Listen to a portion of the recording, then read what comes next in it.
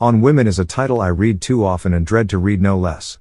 The dissident right spends thousands of hours tormenting itself over the place of women in both the movement and the world that the movement seeks to birth. Members of multiple Christian denominations, Nietzschean vitalists, and broad reactionaries throw insults and diatribes at each other, like squabbling monkeys fighting over the last banana. This turn of phrase is only partially intended to convey contempt.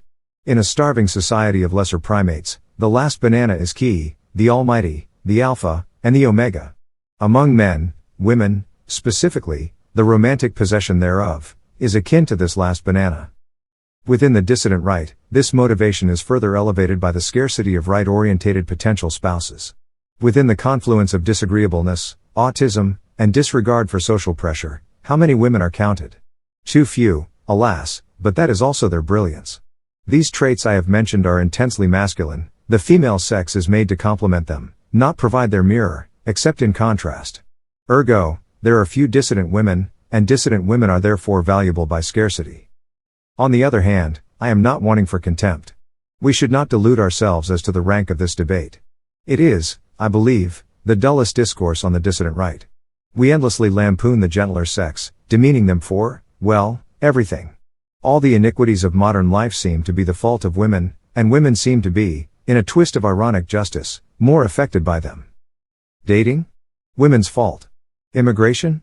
Women's fault. Housing crisis? Women's fault. Absurd universities? Women's fault.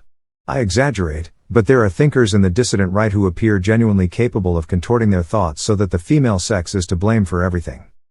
The blame for this foolish narrative is twofold. First is the influence of the zombified PUA movement, and specific aspects of the livelier vitalist faction of the dissident right. Then, there are the memes. Memology is fun. Memes incite likes, retweets, and replies, pick your poison. Memes attract new recruits, drawing normies further down the pipeline while irritating and frustrating our foes. Yet memes can distort and simplify as much as they may reveal. Especially when these memes concern such an emotive topic as feminism and the primal desire for a spouse, resentment corrupts our thinking and therefore corrupts our memes. Memes which, if I have judged the movement correctly, define our general attitude toward women more than our natural emotions or the thoughtful observations of our intellectual ancestors. Women as a group, however, ought not to be free from criticism. It is our unwritten principle that no group is. When unchained, the feminine aspect of humanity has, wrought havoc on mankind. Feminism is femininity without limit, and all those contrasts which usually complement men become pathological when unleashed without tempering reason. One must only examine one of those infamous maps, detailing the result of an American election if only women voted. Feminism from femininity, however, is merely a derivation of a greater virus, liberalism. Liberalism infects all ideas, warping and contorting them to suit its own ends. Masculinity has not been spared either, nor Christianity, the method through which the primal impulses of the masculine and the feminine are, increasingly were, negotiated. Within this frame, it becomes clear that, in a sense, we are all victims, women included. Not that we are victims of a crime precisely, only that we are unfortunate enough to live in an era in which the human spirit is out of balance, and we all suffer thereby. This is what we strive against. Balance must be restored.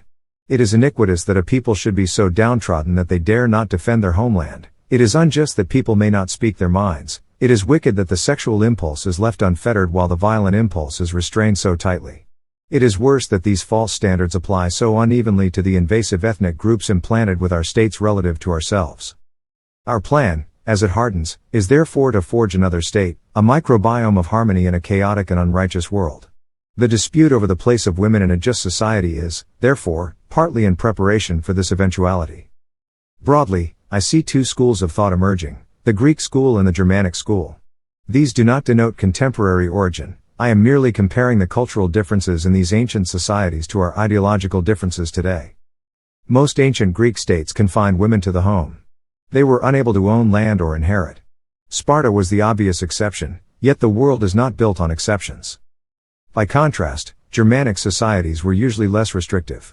Yet they were not liberal in the modernist sense. Certainly, women were not roaming the countryside as warriors, despite the pernicious portrayals of contemporary television. Their power, as befitting the gentler sex, was wielded behind the scenes. It strikes me as unserious. Transitioning a modern woman toward the Germanic school would be difficult enough, but also because I fear such a social organization might do more damage than good. This thought first struck me when reading Running the Show, a light history book detailing, in brief, the biographies of British colonial governors. As might be imagined, the early families led rough lives, camped out by malarial swamps, or infested jungles. They were Georgians, yet seemed to take no part in the marital frivolity common to the period. Later governors lived in greater style. They were partners in the Victorian moral revolution. Even so, it is curious that marital wanderings are more common in the latter era than in the former. Why? I suspect it is a consequence of the state of mind which midwifed feminism's demonic birth in the first place: boredom. Colonial wives were pampered, and encircled by servants, while colonial husbands were busy. Their partnerships thus weakened, the women's minds straying. What else might result? It is idleness that created feminism. It opened the door so that liberalism might ravage the mind therein. Idleness incites a series of slow boiling impulses that can only lead to the desire for action, at any cost. And, when idleness is an artifice created by the expectations of home life, it is only obvious that women would find some method to break free. After all, would you be satisfied with a life of dinner parties and needlework? High Roman society seems to have struggled through its own form of feminism. We must avoid its repeat. Therefore, we must also avoid its genesis. In our future world, women must be free to do something. They must be allowed a place, whether that be the running of a household, control of cottage industries, or in particular professions. They too have minds, and thus fall victim to the same vices as men when circumstances align. We must prevent this eventuality, straighten our thinking, and then, perhaps, we will achieve harmony. And we will not be so bereft of bananas. This is a poorly chosen metaphor for me. I hate bananas.